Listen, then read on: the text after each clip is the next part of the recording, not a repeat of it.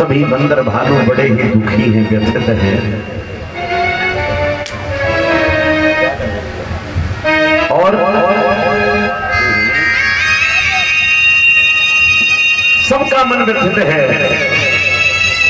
इधर बार बार देखते हैं आकाश मार्ग की ओर कि कहीं सूर्य न निकल पड़े।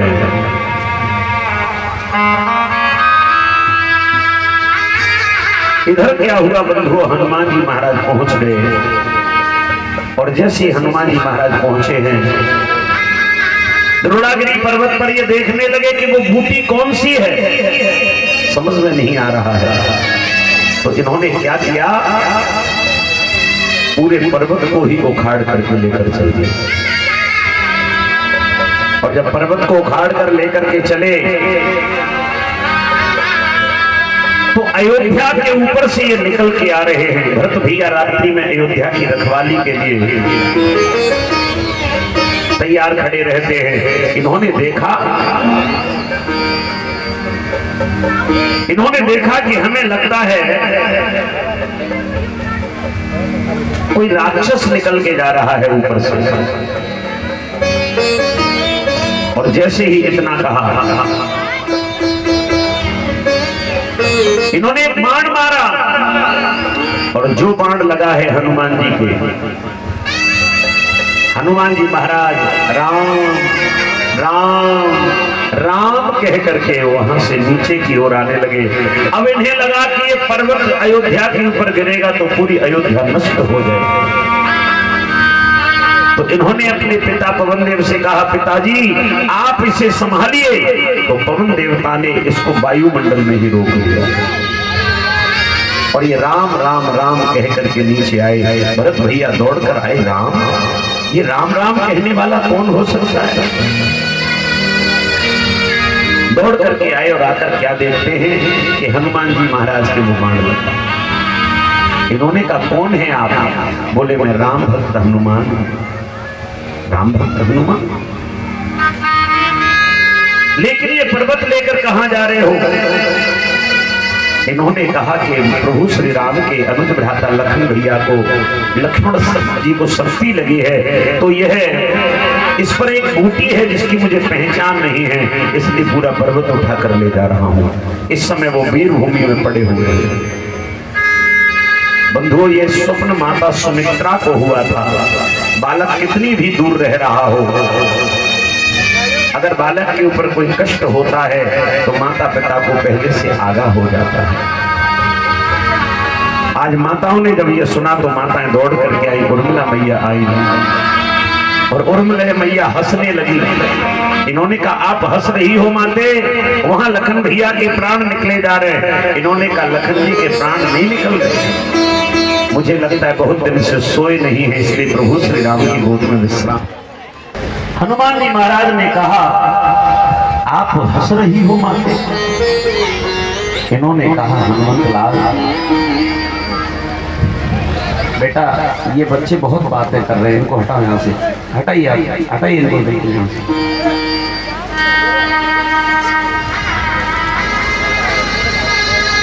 इन्होंने कहा, मेरे प्रियतम सो रहे हैं प्रभु श्री राम की गोद में, बहुत दिन से विश्राम नहीं किया उन्होंने, आज विश्राम है।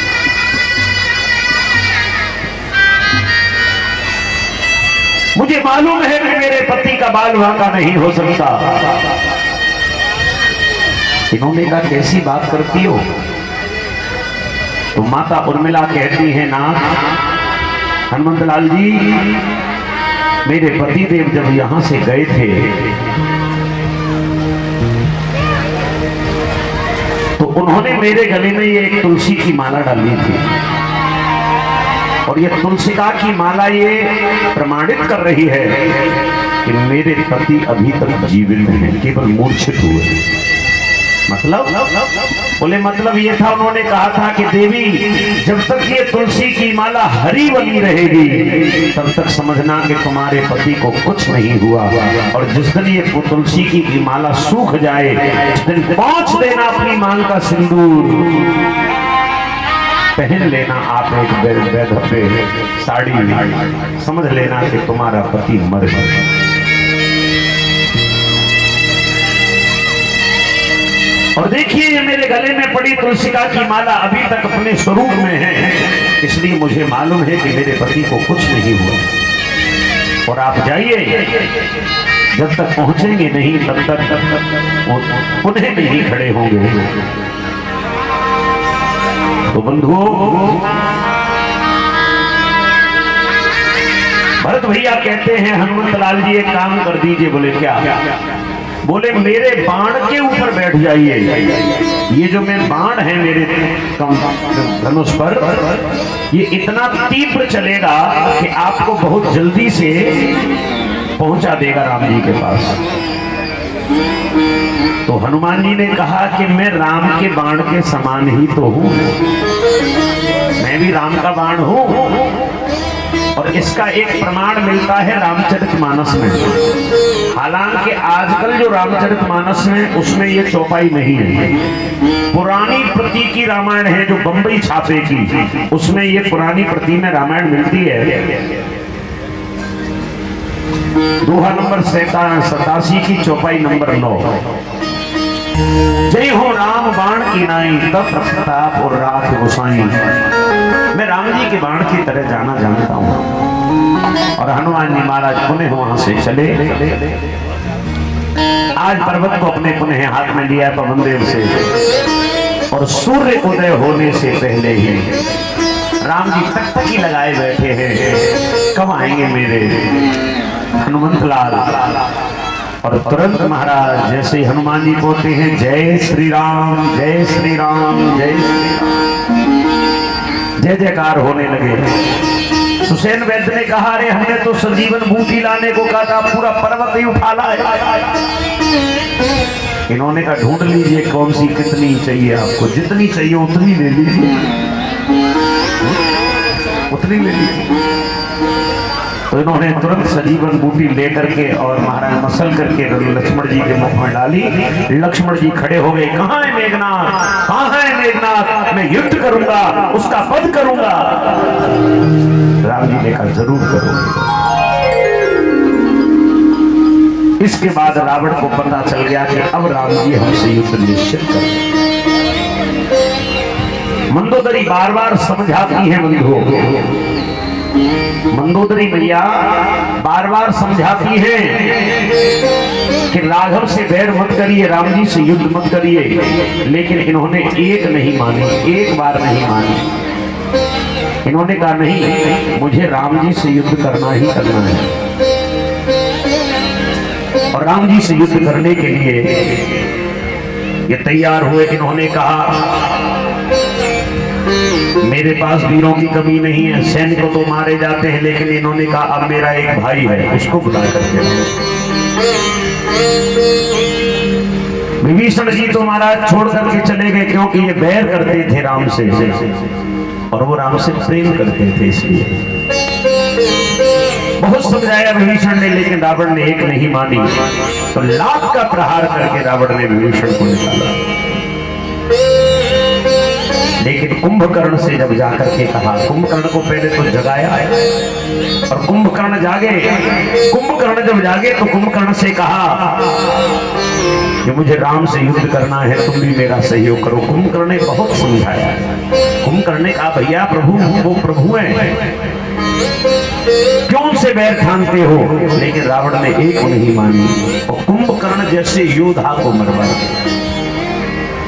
कुंभकर्ण भगवान का अनन्य सेवक था।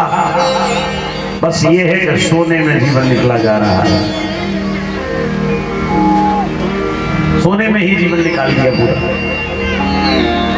मेघनाथ से कहा कि मेघनाथ तुम्हें युद्ध करना पड़ेगा। मेघनाथ युद्ध के लिए तैयार हुए, और जैसे मेघनाथ युद्ध के लिए तैयार हुए लक्ष्मण जी आए तो कहा फिर आगे मरने के लिए। लक्ष्मण जी ने कहा अब पता चलेगा कौन मरता है और कौन जीता है। युद्ध करते करते महाराज मेघनाथ की भुजा कटी, और जैसे ही मेघनाथ की भुजा कटी है पहुंच गई रामादल में से भुजा इनकी गृहिणी के पास।